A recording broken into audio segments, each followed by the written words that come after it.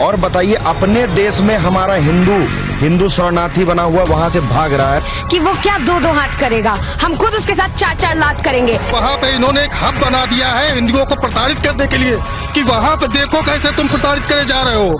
मुर्शिदाबाद में जो मारे गए हैं, आप रिकॉर्ड उठा के देख लीजिए, सबसे ज्यादा दलित और सबसे ज्यादा ब्राह्मण है। गीदड़ों की तरह हर बार भाग जाता है और उसके बाद कुत्ते की तरह पीछे भौंकता है। तो विकास कहीं न कहीं बहुत पीछे चला जा रहा है। बीजेपी को वोट हमने दिया, हमें क्या मिला? हमें तो गालियां मिल रही हैं। आज यादव समाज को गालियां मिल रही। मैं यादव हूँ, मैंने वोट किया बीजेपी को, मगर मुझे क्या मिला? सरोज जैसे लोग जो बयान देंगे उनको भस्म करने के लोग पैदा हैं। भारतीय जनता पार्टी का विरोध हिंदू समाज ही करता है। उनके लिए आप एक चारा हैं, आप भाई नहीं है, आप एक चारा हैं। तो बाप बेटे को मार दिया गया, उनको 35 से 40 चाकुओं से गोद के मारा गया। किसने मारा? अगड़े जात से उनको कोई लेना देना नहीं। पिछड़ा दलित अल्पसंख्यक, पिछड़ा दलित अल्पसंख्यक, क्या है ये? आखिर क्या तमाशा कर रखे हैं ये लोग समाज में? सपा की तो वैसे भी मत भ्रष्ट हो चुकी है, जिस वजह से हम लोग ने उन्हें छोड़ा। ये बिल्कुल हिजड़े की तरह होते हैं और इन पर मैं थूकती हूँ ऐसे लोगों पर। हमेशा हिंदू ही मारा जाता है, ऐसा क्यों? विकास और रोजगार से दूर समाजवादी पार्टी अब धर्म और जाति की राजनीति पर उतर चुकी है। अभी आपने सुना है समाजवादी पार्टी का एक नेता इंद्रजीत सरोज, उसका एक बयान सामने आया है, हिंदू विरोधी बयान। उसके पहले बाबर सुमन ने भी एक बयान डाला था, करणी सेना उसके लिए प्रदर्शन की थी आगरा में, बहुत ज़्यादा विरोध किया था। हमारे साथ यहाँ के लोग खड़े हैं, इनसे पूछूंगा, इनसे जानूंगा कि समाजवादी पार्टी की विचारधारा इस समय किधर जा रही है। पहले मैं आपसे जानना चाहूँगा, करणी सेना इतना बड़ा विरोध प्रदर्शन किया था बाबर सुमन के खिलाफ, आपको लगता है 19 अप्रैल को बोल रहा है कि दो हाथ करेंगे? मैं क्षत्रिय करणी सेना से महिला प्रदेश अध्यक्ष विश्वेश्वरा सिंह चौहान, जिसके राष्ट्रीय अध्यक्ष डॉक्टर राज शेखावत जी हैं। मैं बाबर सुमन से पहले तो कहना चाहूँगी कि वो क्या दो दो हाथ करेगा, हम खुद उसके साथ चार चार लात करेंगे। जब हमने तारीख, समय और स्थान बताकर हम आए थे, अरे हमारी करणी सेना शेरों की है, वो सामने से बता कर आई थी, लेकिन बाबर सुमन गीदड़ों की तरह हर बार भाग जाता है और उसके बाद कुत्ते की तरह पीछे भौंकता है। बस उसके बस का इतना ही है, मैं इतना ही कहना चाहूँगी, वो देशद्रोही है, गद्दार खुद है और सिर्फ कुत्ते की तरह भौंक सकता है। मंदिर के नीचे कह रहा है कि बौद्ध मठ है, आपको लगता है ऐसा होगा? भाई साहब, आप ये सोचिए कि मंदिर के नीचे अगर बौद्ध मठ भी है, सबसे पहली चीज़ तो उसे इतिहास ही नहीं पता है। अगर उसे इतिहास पता होता तो वह महाराणा सांगा पे ही सवाल न खड़ा करता, और अगर मठ भी है तो वो भी सनातन धर्म का एक प्रतीक है। उसको पूरा इतिहास पढ़ना चाहिए कि बौद्ध आखिर गौतम बुद्ध कौन थे, उनका बचपन का नाम क्या था, वो क्या थे, तो उसको पूरा इतिहास नहीं पता है। उसको बाबर सुमन को उसके आगे से रामदीलाल हटा के उसको मात्र सुमन, जो कि उसकी ऐसी ही क्रियाकलाप है, उसको मात्र सुमन का नाम देना चाहिए। बाबर की औलाद है वो। इंद्रजीत सरोज ने बोला कि अगर भगवान में इतनी शक्ति है तो गौरी और गजनवी क्यों नहीं भस्म कर दिया भगवान ने? हमारे देवी देवताओं में इतनी शक्ति है कि बाहर के आक्रांताओं को खाने की उनकी औकात नहीं थी कि वो भारत में आके लूट के ले जाते थे, क्योंकि हमारे देवी देवताओं में इतनी शक्ति है, हमारे सनातन धर्म की एक खूबसूरती है, इतनी शक्ति है। तो इनके जैसे लोग खाली हिंदू धर्म का विरोध करते हैं, हिंदुओं का विरोध करते हैं, ये बिल्कुल हिजड़े की तरह होते हैं और इन पर मैं थूकती हूँ ऐसे लोगों पर। आपका क्या कहना है?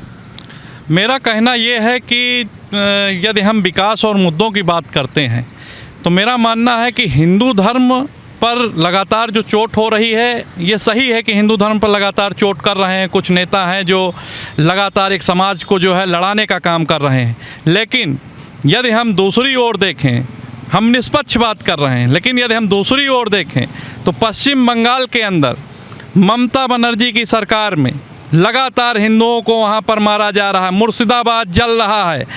केंद्र सरकार में बीजेपी बैठी हुई है। मैं पूछना चाहता हूं, सभी से पूछना चाहता हूं कि केंद्र सरकार में बीजेपी हाथ पे हाथ धरकर क्यों बैठी हुई है?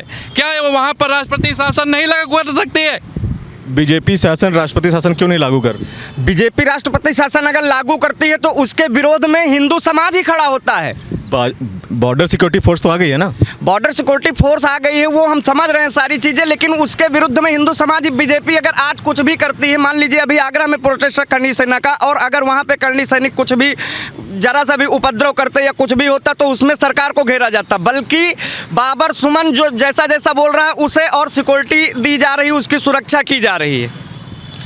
देखिए, जहाँ तक बाबर सुमन का ये लोग कह रहे हैं कि बाबर सुमन है और ये है, मैं ये मानता हूँ कि जहाँ तक आप इन पार्टीगत विचारधाराओं से यदि ऊपर उठते हैं तो देखते हैं कि आपका विकास कहीं ना कहीं बहुत पीछे चला जा रहा है। एक और सपा नेता जो है लगातार पीडीए चिल्ला रहे हैं, उनको अगड़ों की कोई चिंता नहीं है, अगड़े जाति से उनको कोई लेना देना नहीं, पिछड़ा दलित अल्पसंख्यक क्या है ये, आखिर क्या तमाशा कर रखे हैं ये लोग समाज में।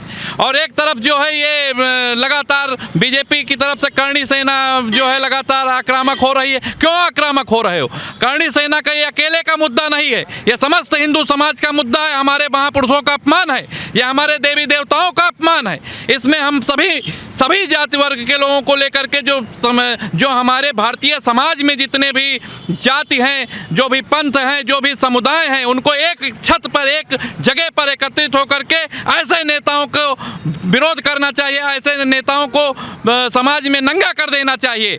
और यदि हम इन सब चीज़ों के बीच में ये नहीं समझ पा रहे हैं कि पिछड़ा दलित अल्पसंख्यक बना करके सपा सरकार हमको बांटने की कोशिश कर रही है, और एक तरफ ये बीजेपी जो है लगातार हिंदू समाज में एक वर्ग विशेष को लेकर के बढ़ रही है, तो अगर हम इन सब चीज़ों के बीच के अंतर को नहीं जान रहे हैं तो जाहिर सी बात है कि अभी हम लोग की शिक्षा जो है अधूरी है, हम लोगों को और शिक्षित होने की ज़रूरत है। किस शिक्षा की बात कर रहे हैं? क्योंकि अभी हम देखेंगे कि मुर्शिदाबाद में हिंदू खुद शरणार्थी बने पड़े हैं, ये एक बहुत गंभीर मुद्दा है। आपको लगता है कि ये सब अभी चलेगा?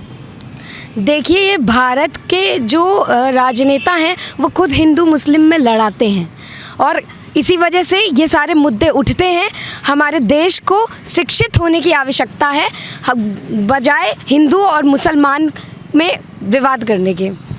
मुर्शिदाबाद की घटना को आपको लगता है कि बहुत ज़्यादा सीरियस लेना? यहाँ पे हिंदू शरणार्थी बने पड़े हैं, पलायन कर रहे हैं, अपने घर को छोड़ रहे हैं, मुसलमान वहाँ पे मार के लोगों को भगा रहे हैं। सबसे पहले तो मैं आपका बहुत बहुत धन्यवाद करता हूं। मैं राहुल सिंह, पूर्व जिला अध्यक्ष लखनऊ, करणी सेना। जो मुर्शिदाबाद की घटना है, जैसे एक पीडीए सरकार, यहाँ पीडीए एक नारा चला है, मुर्शिदाबाद में जो मारे गए हैं, आप रिकॉर्ड उठा के देख लीजिए, सबसे ज़्यादा दलित और सबसे ज़्यादा ब्राह्मण है। ठीक है, वहाँ पीडीए का नारा नहीं चल रहा है। और बताइए, अपने देश में हमारा हिंदू शरणार्थी बना हुआ वहाँ से भाग रहा है, मुर्शिदाबाद से भाग रहा है। क्यों भाग रहा है भाई? उस पर केंद्र सरकार क्या कोई एक्शन नहीं ले सकती है? जब चुनाव हुआ था, बीजेपी का चुनाव जैसे ही ख़त्म हुआ चुनाव, घर से लोग निकाल के मारे गए। पश्चिम बंगाल यहीं पे तो है, भारत में ही तो है। केंद्र सरकार क्या उस पर एक्शन नहीं ले सकती है? हमेशा हिंदू ही मारा जाता है, ऐसा क्यों? नहीं, जैसे आपने बताया पीडीए का आप बात कर रहे हैं, मुर्शिदाबाद में हिंदू जब मारे जा रहे हैं उसमें दलित भी है, यादव भी है, बस सारी मैं यही जाति कहना चाहता हूँ कि दलित है, यादव है, हर बिरादरी का आदमी मारा जाता है, क्योंकि उनके लिए मात्र आप एक काफिर हैं, उनके लिए आप एक काफिर हैं, उनके लिए आप एक चारा हैं, आप भाई नहीं हैं, आप एक चारा हैं। और इस बात का जो राजनीतिकरण है, इस बात का जो लाभ है, वो कहीं ना कहीं ये समाज में बैठी हुई और जो हम लोगों के बीच में जिनको हम लोग चुनकर भेजते हैं कि वो संविधान में संशोधन करें या संविधान को और अच्छे से लागू करें या कानून का पालन करवाएं, वो फेल होती नज़र आ रही है। इसमें वहाँ पर राष्ट्रपति शासन क्यों नहीं लगाया जा रहा? बीजेपी की ओर से मैं कहूँगा कि बीजेपी में जब केंद्र सरकार में बैठे हुए हैं तो वहाँ पर राष्ट्रपति शासन क्यों नहीं लग रहा है? दूसरी ओर मैं ये कहना चाहूँगा कि पीडीए गठबंधन करके आप समाज को दो फड़ में क्यों बांट रहे हैं? क्या आपको अभी भी बंगाल ये कह रहे हैं कि राष्ट्रपति शासन क्यों नहीं लागू कर रहे हैं? कोई है जवाब? राष्ट्रपति शासन, जैसा कि मैंने फिर बताया कि राष्ट्रपति शासन लागू करना, भारतीय जनता पार्टी अगर हिंदुत्व के लिए कोई कार्य करना चाहती है तो सबसे पहले उसका विरोध हिंदू समाज ही करता है। और उसके लिए राजनेता, जो भी विपक्ष के पार्टी के जो भी नेता हैं, सब दलित समाज के या ब्राह्मण समाज के, क्षत्रिय समाज के कुछ लोगों को खड़ा करके उसका टारगेट बना देते हैं और उन्हीं हिंदुओं द्वारा भारतीय जनता पार्टी का विरोध कराया जाता है। ये आज की नीति नहीं है, ये बहुत पुरानी नीति है। भारतीय जनता पार्टी का विरोध हिंदू समाज ही करता है।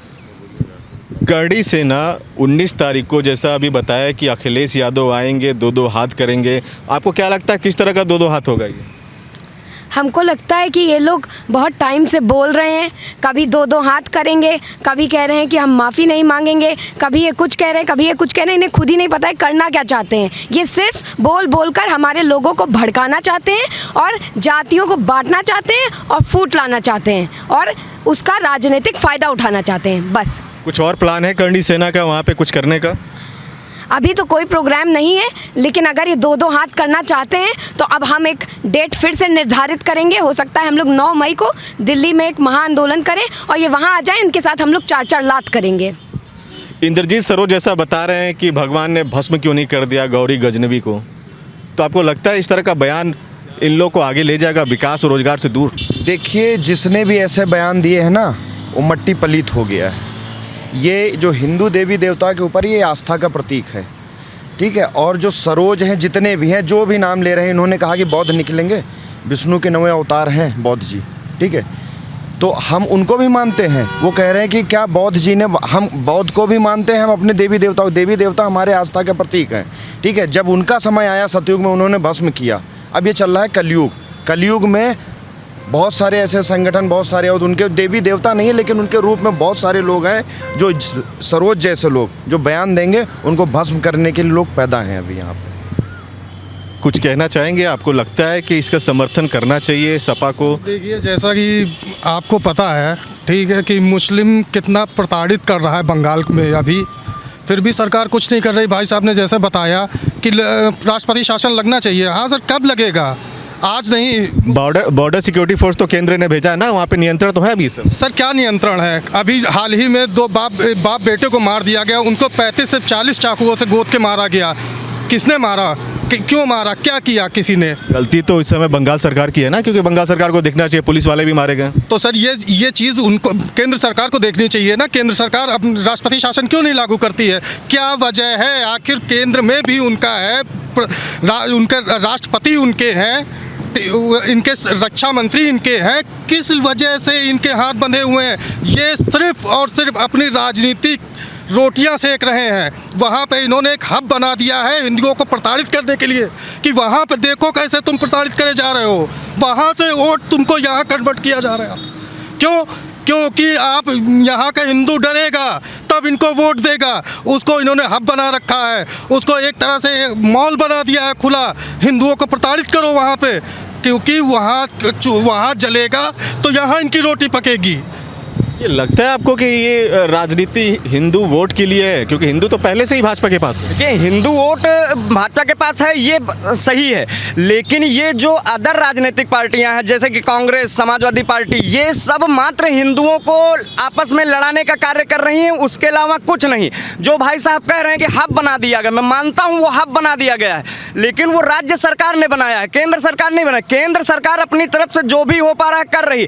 अगर वहाँ की सरकार बर्खास्त करने की बात की जाती है भारतीय जनता पार्टी द्वारा, तो वहां के सरकार के समर्थन में देश का करोड़ों हिंदू खड़ा होता है खुद भाजपा का विरोध करने के लिए। देखिए, आपने अभी बात की पीडीए की, बात करते हैं, लेकिन पीडीए में वैसे भी बहुत सारे नेता हैं। आप अगर बंगाल की बात करें, बंगाल में भी हिंदू नेता हैं टीएमसी में, वो खुद इसका विरोध कर रहे हैं। वो खुद कह रहे हैं कि मैं अकेले मिलना चाहता हूं मुख्यमंत्री से। तो आपको लगता है कि ये अंदर ही कुछ विवाद चल रहा है? अब ये आंतरिक विवाद क्या है, अब ये तो वही जाने, लेकिन हम इतना जान रहे हैं कि जो सामाजिक प्रताड़ना है और लगातार हमारा देश ये दंश झेल रहा है, जो कहीं का भी हो, पश्चिम बंगाल का हिंदू मरे या उत्तर प्रदेश का हिंदू मरे या कहीं का भी मरे, लेकिन इसमें मरता तो पूरा देश है, जलती तो मानवता है, शर्मसार तो मानवता होती है। और ये कहीं ना कहीं ये सारे कांड, ये जो भी हमारे देश की घटनाएं हैं, ये विदेश पटल पे जा कर के हमको अपमानित करती हैं। हमारा आज का व्यवसायी जो है वो व्यवसाय नहीं कर पाता ढंग से। हमारा जो भी व्यापारी बाहर जाता है उससे लोग पूछते हैं क्या आपके देश में वहाँ दंगे फैल रहे हैं, आपको लगातार प्रताड़ित किया जा रहा है, वहाँ मारा जा रहा है, इतनी बड़ी आप कम्युनिटी में होने के बावजूद इतना पलायन क्यों कर रहे हैं? तब हम लोग शर्मिंदगी से झुक जाते हैं, समझ में नहीं आता उनको जवाब क्या दें। तो विदेश पटल पे जो हमारी लगातार अपमानित होना पड़ रहा है, पढ़ लिख कर यहाँ से बच्चा विदेश जाता है, उसको वहाँ भी अपमानित होना पड़ रहा है। तो यहाँ के राजनेताओं को मैं एक सलाह दूंगा कि वो बंगाल में राष्ट्रपति शासन लागू करे, ये हमारी मांग है। और दूसरी ओर ये जो भी जातिवादी राजनीति कर रहे हैं, ये जातिवादी राजनीति ना करके विकासवादी राजनीति करें। यहाँ के शासन से आपको तसल्ली है? मतलब लगता है कि योगी सरकार, योगी गवर्नमेंट बहुत अच्छा है? क्योंकि योगी जी का आज ही का एक बयान आया था सामने, वो कह रहे थे कि बंगाल में जो दंगाई है उनको लात घूसे पड़ने चाहिए, क्योंकि वो दंगाई दंगा करते हैं, उनको मारना पीटना चाहिए। तो आपको लगता है कि इनकी बातें सही हैं? मुझे लगता है कि जो योगी जी ने कहा वो बिल्कुल उचित कहा, और इन लोगों को बिल्कुल ऐसे दंगाइयों को कड़ी से कड़ी सज़ा देनी चाहिए, और लात घूसों से बिल्कुल इनको जो है लात घूसे देने चाहिए। और ये दंगे जो करवा रहे हैं ये देश का हालात बिगाड़ते हैं, और ऐसे लोगों को बिल्कुल जो है कोर्ट में घसीट के और कड़ी से कड़ी सज़ा दें। कह रहे हैं कि विदेशी पटल पे अपना छवि खराब हो रहा है, आपको लग रहा है ऐसा है? बिल्कुल ख़राब हो रहा है। मैं आपके चैनल के माध्यम से कहना चाहता हूं, विदेशी पटल पे वही नहीं ख़राब हो रहा जैसे जो भी ये सुमन आगरा वाले जो सांसद ने बयान दिया, ये कहाँ से दिया गया? भारत की संसद से दिया गया। और भारत की संसद में यहाँ नहीं, बाहर के भी लोग बैठे होते, कैमरा देखे करते हैं। तो मैं ये चाहता हूँ कि चाहे देश के किसी भी पद पे कोई भी बैठा हो व्यक्ति, अगर किसी महापुरुष पे अब इस तरह की टिप्पणी होगी तो उसके खिलाफ भी कानून बनना चाहिए। किसी भी पटल पे बैठा हो, कहीं भी बैठा हो, क्योंकि इससे हमारे देश की छवि खराब होती है। ये बाहर वीडियो चलते हैं कि बताइए भारत में भी एकता नहीं है तो वहाँ का देश कैसे चल रहा होगा।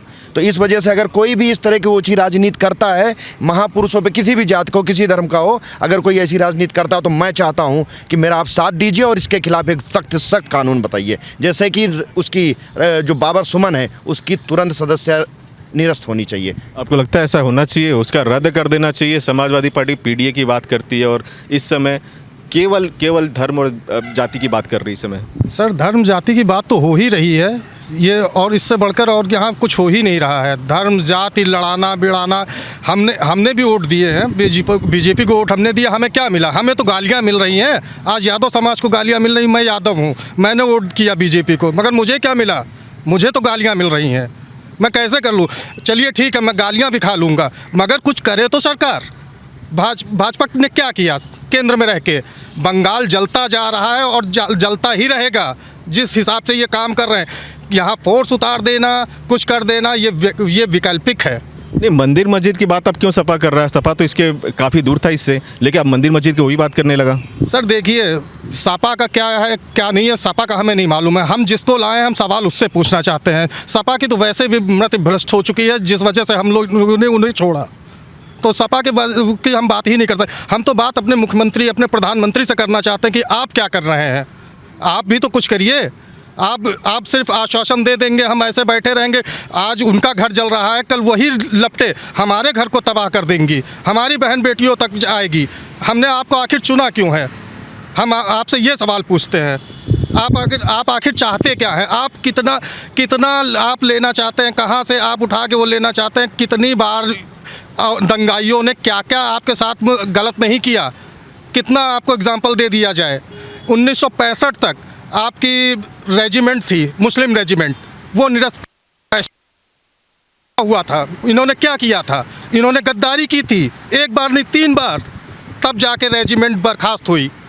अब कैसे आँख खुलेगी? आज दंगा हो रहा है, आज उसके बाद जल रहा है देश, फिर भी आपको अभी कुछ और देखना है। अब भी आपकी आंखें नहीं खुल रही तो कब खुलेंगी? क्या कहेंगे इसके बारे में? मैं इतना ही कहूँगा कि देखिए, जो भी जैसे अभी भाई साहब ने बोला कि विदेश में हमारी छवि खराब हो रही, विदेश में कोई छवि नहीं खराब हो रही है। अमेरिका के सिलेबस में महाराणा प्रताप पढ़ाए जा रहे हैं और यहाँ की संसद में उनका अपमान हो रहा है विपक्ष के द्वारा, विपक्ष के सांसद के द्वारा। रामजीलाल सुमन जिसका नाम है, बाबर सुमन, उसके द्वारा अपमान हो रहा है। और उसके बाद में भी अब जो है विदेश में छवि कैसे खराब हो रही है? विदेश में तो महाराणा प्रताप को पढ़ाया जा रहा है, छवि तो हम लोग अपने देश के राजनेता विपक्ष के लोग खराब कर रहे हैं ना, महाराणा प्रताप और महाराणा सांगा की छवि। आगरा में इतनी बड़ी क्रांति हुई थी बाबर सुमन के खिलाफ। आपके जो नेता हैं शेखावत जी, उन्होंने बोला था कि हमको इनसे माफ़ी नहीं चाहिए, इनकी कुटाई करेंगे। आपको लग रहा है कि ऐसा हो पाएगा? बिल्कुल, ये जहाँ मिलेंगे, जब मिलेंगे, ये अपना समय बताएं, डेट बताएं, 2-2 हाथ करना चाहते हैं। हम करनी सैनिक और समस्त सनातनी समाज और सर्व समाज दोबारा से वहाँ पहुँचेगा और इनकी हड्डी तोड़ कुटाई जो हमारे शेखावत साहब ने कहा है वही की जाएगी। आपको बता दें कि इस समय जो विपक्ष है रोजगार विकास के मुद्दों से काफ़ी दूर है, सिर्फ धर्म और जाति की बातें करता है, हमारे शूरवीरों का अपमान करता है, हमारे मंदिरों, हमारे भगवानों का अपमान करता है। आगे देखते हैं कि इसके खिलाफ जनता कैसी आवाज़ करेगी। 2027 के चुनाव में इसका परिणाम उसको भुगतना पड़ेगा। कैमरा पर्सन सुशील अवस्थी के साथ सुमित श्रीवास्तव, सुदर्शन न्यूज़, लखनऊ।